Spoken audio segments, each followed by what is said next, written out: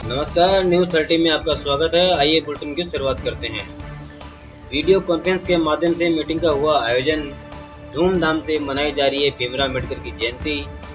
गांव के स्कूल में वाटर कूलर किया बैन। आपत्तिजनक बयान को लेकर जिला कलेक्टर को दिया ज्ञापन।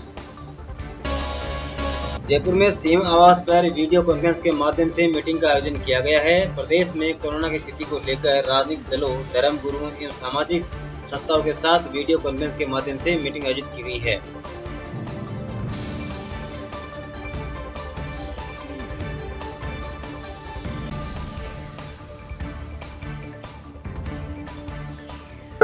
गोविंद दत्ता जी, माननीय मुख्यमंत्री जी, राठौड़ साहब, पूनिया साहब, डॉक्टर रघु शर्मा जी, तमाम अधिकारीगण, माननीय गर्ग साहब,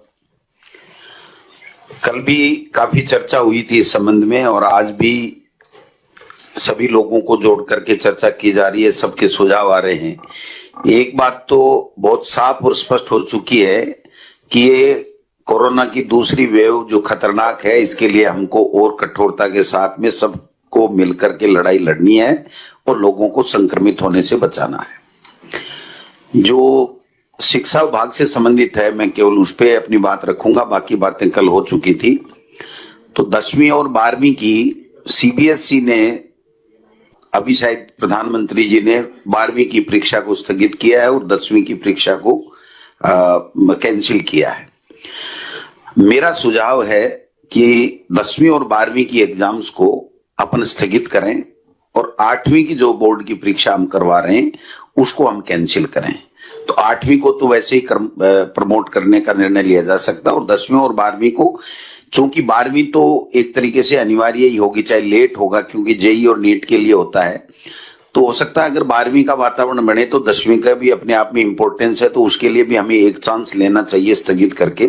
अभी से कैंसिल नहीं करके हम एक चांस लें कि अगर 10-15 दिन में स्थितियां ठीक होती हैं तो फिर दोनों एग्जाम से एक साथ एक पारी में एक में एक या जैसे भी करा करू के हो सकती है। बाकी विद्यालयों को भी अब चूंकि बंद करने में ही फायदा है, सभी जगह आ रहे हैं और पढ़ाई भी तकरीबन पूरी हो गई। एग्जाम्स की तैयारी बच्चे घर पे ही बैठ के कर लेंगे। टीचर्स के लिए एक प्लान बना करके किस प्रकार से इस राष्ट्रीय आपदा में हम लोग कैसे उनका सदुपयोग कर सकते हैं, तो उनको उस हिसाब से, और महिलाओं को और जो छोटे बच्चे जिनके हैं इनको हम कैसे छूट दे सकते हैं, पहले भी हमने गाइडलाइन दी थी, तो एक साथ उस तरीके से उनके लिए भी हम अलग से इस गाइडलाइन में दे करके उनको भी थोड़ा सा पैनिक कम किया जा सकता है। क्योंकि जब कोरोना होगा तो जो ट्रांसपोर्टेशन के आधार पे लोग इधर से उधर आते हैं और लोग दूर दूर, महिलाएं बाड़मेर, जैसलमेर, झालावाड़ में रहती हैं, तो मैं समझता हूं इसका एक विभाग भी प्लान तैयार करके आपके समक्ष रखेगा और हम लोग वहां के लोकल लोगों को जो सक्षम है, पुरुष हैं और जिनके कोई दिक्कत नहीं है, उन लोगों को केवल अपन इस आपदा में ड्यूटी लगा के काम लें, बाकी लोगों को हम फ्री करेंगे। तो मैं समझता हूं, या इसका ये भी किया जा सकता है कि जो लोकल जहां का रहने वाला हो वहां पर उसका उपयोग ले लिया जाए।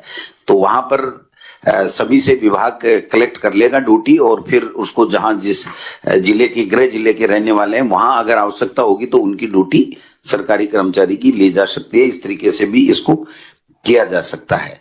तो मैं तो यही निवेदन करूंगा कि हमको और सख्ताई के साथ में जो अवेयरनेस कार्यक्रम है वो हमको, चाहे सोशल मीडिया हो, मीडिया हो, चाहे अधिकारियों के द्वारा या जनप्रतिनिधियों के द्वारा, हम ज्यादा से ज्यादा करें। और जैसे पहले हम लोगों ने मास्क बांटे थे या जो प्रचार प्रसार किया था, हमने पंपलेट बांटे थे, उस तरीके का अभियान एक तरीके से और हम लोग चलाएं तो इससे लोग जागरूक होंगे।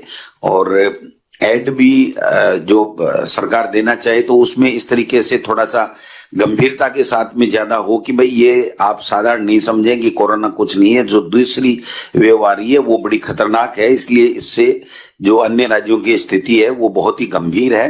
तो हम उसमें, ये सुखद बात एक ही है कि राजस्थान में जो व्यवस्थाएं पिछले 12 महीने से हो रही हैं और जो जागरूकता जनप्रतिनिधियों के माध्यम से, अधिकारियों के माध्यम से फैलाई जा रही, उससे हम और अन्य जो स्टेट्स हैं उनसे बेहतर पोजीशन में है। तो मैं समझता हूं कि ये जो जागरूकता है और हमारे प्रयास हैं वो करने चाहिए। और आपके माननीय मुख्यमंत्री जी जिस तरीके से इसको संवेदनशीलता के साथ में आप ले रहे हैं और सबको साथ लेकर के चल रहे हैं, ये एक बहुत बड़ी बात होती है। राजनीति में विभिन्न विचारधारा के लोग होते हैं तो निश्चित रूप से टकराव होता है, लेकिन आपका जो व्यवहार है, आपकी जो कार्यशैली है, मैं समझता हूं, और आप के अंदर जो जिस विषय को लेकर के गंभीरता रहती है उसका परिणाम हम सबको मिल रहा है। और पूरा स्टेट में सभी दलों के लोग, राठौड़ साहब को भी हमने सुना, पूनिया साहब को भी सुना, बहुत ही संजीदगी के साथ उन्होंने अपनी बात रखी और सबको साथ लेकर के सबके साथ देने की बात कही है। तो इससे हम लोगों को बहुत फायदा मिलेगा और हम लोगों को संक्रमित होने से बचा पाएंगे और इस कठिन दौर से हम लोग निकल पाएंगे। इन्हीं शब्दों के साथ आपका बहुत बहुत धन्यवाद। बहुत बहुत धन्यवाद मुख्यमंत्री जी। मेरी आवाज आ रही है? आ रही है। मैं सबसे पहले तो धन्यवाद दूंगा कि आपने सेकंड वेव कोरोना की भयावहता को समझते हुए समय से पहले सब लोगों को लूप में लेकर और इसका एक्शन प्लान बनाना प्रारंभ किया। अभी मैं सुन रहा था, निश्चित तौर पर पॉजिटिव रेट का 8% से बढ़ जाना, एक सप्ताह में 32,000 से ज्यादा एक्टिव केस आ जाना और एक्टिव केस का प्रतिशत भी 10 पॉइंट से ज्यादा बढ़ जाना और रोज की मृत्यु भी 28% से ज्यादा हो जाना चिंताजनक बात है। मुख्यमंत्री जी, पिछले बार जो फर्स्ट वेव था उसमें सब लोगों ने मिलकर अच्छा काम किया, तो इस बार भी हम आपको आश्वस्त करना चाहते हैं कि इस पूरी वैश्विक महामारी में हम पूरे हम और हमारे पूरे साथी आपके साथ खड़े मिलेंगे। पिछली बार जो छोटी मोटी बातें रहेगी उनसे भी सुधार करने की कोशिश करेंगे। पर मेरा एक निवेदन है, इस बार हाल फिलहाल जो लोग टेलीफोन करके रेमडेसिविर और टस्लीमूजेब इंजेक्शन की कमियों के बारे में बात करते हैं और इसके लिए कम से कम पैनिक क्रिएट नहीं हो।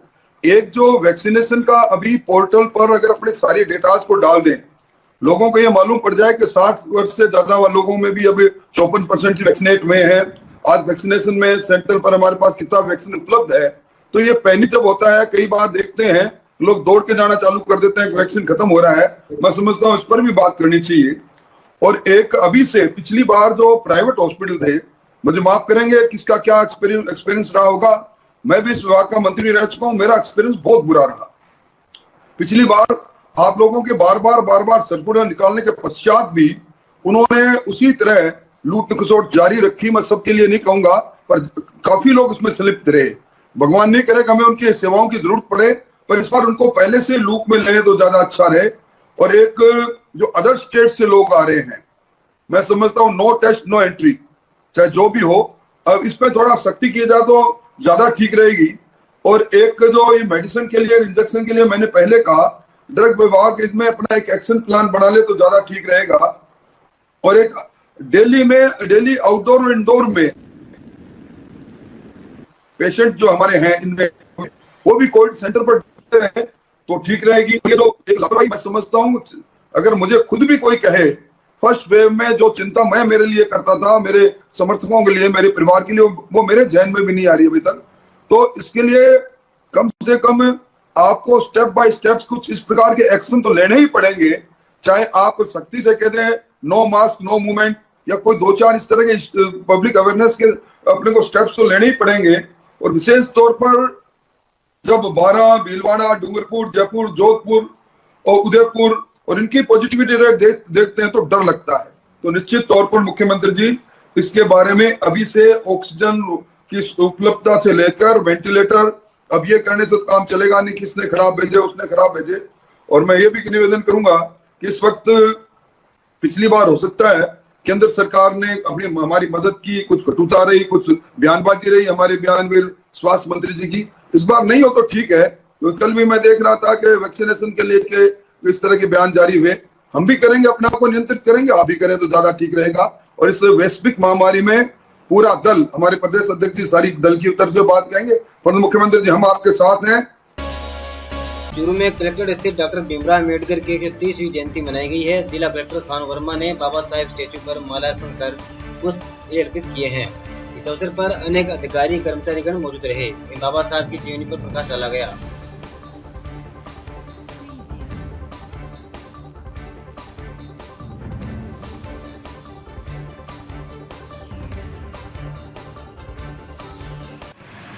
अम्बेडकर जयंती है क्या कहना? अम्बेडकर जयंती के अवसर पर जिले के सभी निवासियों को मेरी ओर से बहुत बहुत हार्दिक शुभकामनाएं। तारानगर क्षेत्र के गांव गोडास निवासी वरिष्ठ अध्यापक स्वर्गीय प्रभुदयाल मेघवाल की द्वितीय पुण्यतिथि व अम्बेडकर जयंती पर मास्टर प्रताप मेघवाल की प्रेरणा पर उनकी धर्म पत्नी बरजा देवी व उनके सपुत्रों द्वारा आनंद सिंहपुरा गांव के स्कूल में वाटर कूलर भेंट किया गया। उपस्थित लोगों ने स्वर्गीय अध्यापक की प्रतिमा पर पुष्प अर्पित कर अध्यापक मेघवाल को श्रद्धांजलि दी तथा बाबा साहब की प्रतिमा पर माल्यार्पण कर बाबा साहब को याद किया।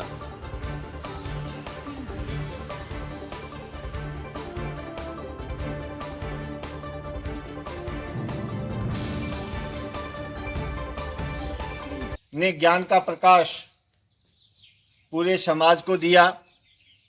समाज में सामाजिक समरसता को बनाए रखने की जो शिक्षा हमें दी, ठीक उसी प्रकार बड़े भाई साहब प्रभुदयाल जी ने भी अपने सौम्य व्यक्तित्व और ज्ञान की बदौलत इस विद्यालय ही नहीं कई विद्यालयों में अपनी शिक्षा और दीक्षा देकर हम जैसे नादान बच्चों को भी काबिल बनाया।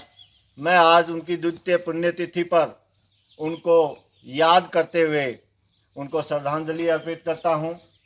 उनके परिवार के द्वारा मेरे ताऊ जी,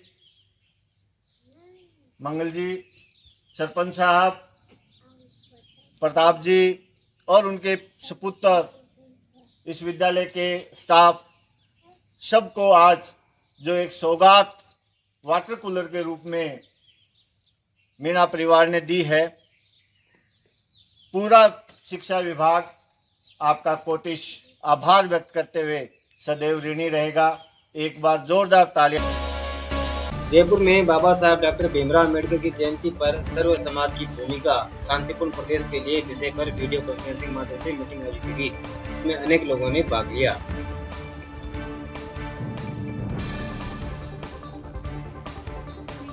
अम्बेडकर साहब की जयंती उपलक्ष्य में सामरिक समरसता, शांति एवं समावेशी विकास का जो विषय रखा गया, मैं समझता हूँ कि बहुत मौजूद है और आज के वक्त में भी इसकी जरूरत है। जो आजादी पहले थी और जिस रूप में अम्बेडकर साहब ने जो मैसेज दिया देश दुनिया को उस जमाने के अंदर, जिसके बारे में मेरे पूर्व वक्ताओं से आपने कई बातें सुनी। उस वक्त के महापुरुष महात्मा गांधी के सानिध्य में जिस प्रकार से आजादी की जंग लड़ते थे, चाहे पंडित जवाहरलाल नेहरू या सरदार पटेल या मौलाना अबू कलाम आजाद, और जो संविधान सभा बनी तो उनके अध्यक्ष बनाए गए राजेंद्र प्रसाद जी को, जो बाद में राष्ट्रपति बने, और डॉक्टर भीमराव अम्बेडकर साहब को संविधान निर्माण कमेटी के चेयरमैन बनाया गया। तो आप कल्पना कर सकते हैं कि उस जमाने में कितनी बड़ी सोच थी, कितना बड़ा देश को आजाद करवाने के लिए विचार था कि जिसमें मतभेद होते थे पर मनभेद नहीं होते थे। जो आज भी हम कहते हैं कि मतभेद तो हो सकते हैं पर दिल के अंदर भेद नहीं होते थे, मन के अंदर भेद नहीं होते थे। सबका एक ही उद्देश्य होता था कि किस प्रकार हम देश को आजाद करवाएं और किस प्रकार से जब संविधान बना तो जो अभी आपको बताया गया कि जिस प्रकार अम्बेडकर साहब के चेयरमैनशिप में संविधान निर्माण हुआ। सीकर शहर के तबेला मार्केट में बिना मास्क व सोशल डिस्टेंसिंग की उड़ाई जा रही है धज्जियां। दुकानदार भी मास्क का उपयोग नहीं कर रहे हैं, वहीं खरीदार भी बिना मास्क के ही बाजारों में खरीदारी कर रहे हैं। वहीं दुकानों पर भीड़ भी देखने को मिल रही है। इन पर जल्द ही लगाम कशी जानी तो सही है।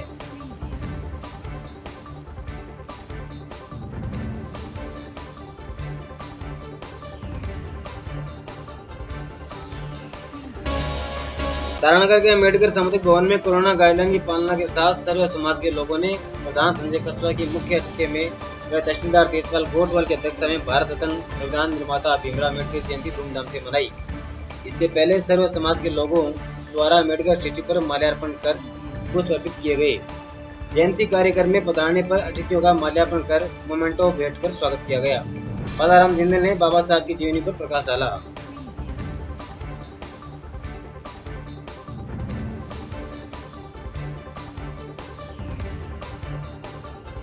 डॉक्टर भीमराव साहब एक ऐसे परिवार में जो दलितों में भी दलित थे, जन्म लेकर एक ऐसी व्यवस्था के विपरीत, एक ऐसी विचारधारा के विपरीत खड़े होकर अपने तरह से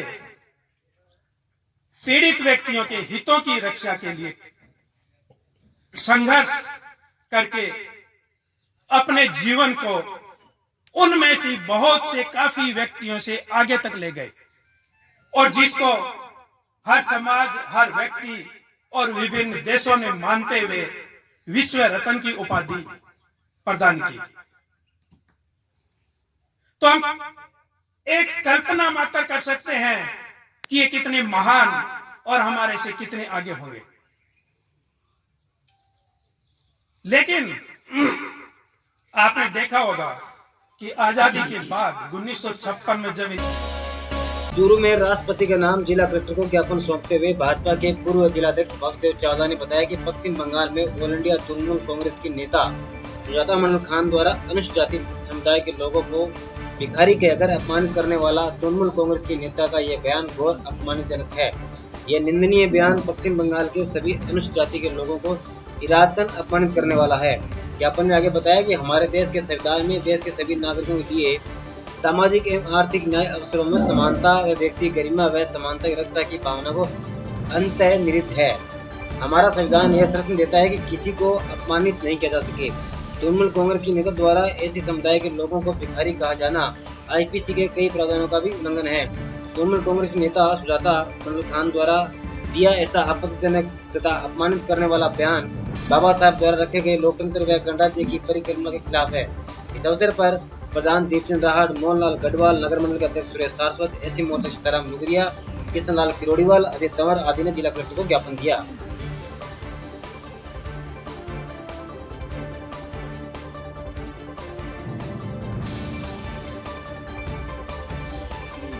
पश्चिम बंगाल में तृणमूल कांग्रेस की नेत्री सुजाता मंडल खान ने अनुसूचित जाति समाज के लिए बड़ी ही गलत टिप्पणी की।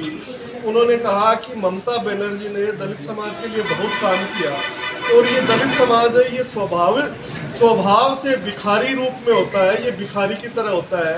तो उस सबको एक प्रकार से ये पूरे समस्त हिंदुस्तान के दलित समाज का अपमान है। दलित समाज का नहीं, मैं ये कहूँगा ये सर्व समाज का अपमान है।